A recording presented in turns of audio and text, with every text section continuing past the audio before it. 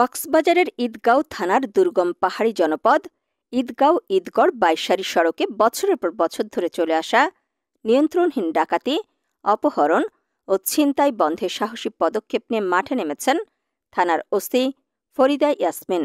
শুরু করেছেন পাহাড়, বন ও জঙ্গলে চিরুনি অভিযান।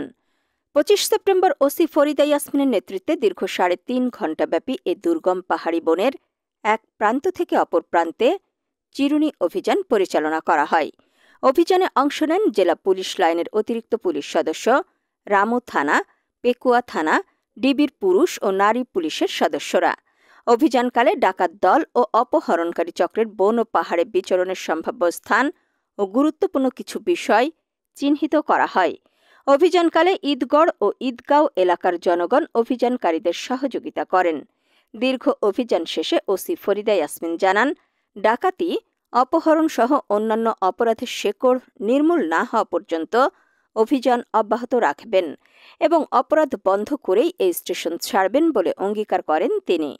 গহীন জঙ্গলের পাহাড়ে বনে চলা অভিযানের স্থিরচিত্র ও ভিডিও সামাজিক যোগাযোগ মাধ্যমে ছড়িয়ে পড়লে নেটিজেনরা নারী ওসির সাহসিকতার প্রশংসা করেন।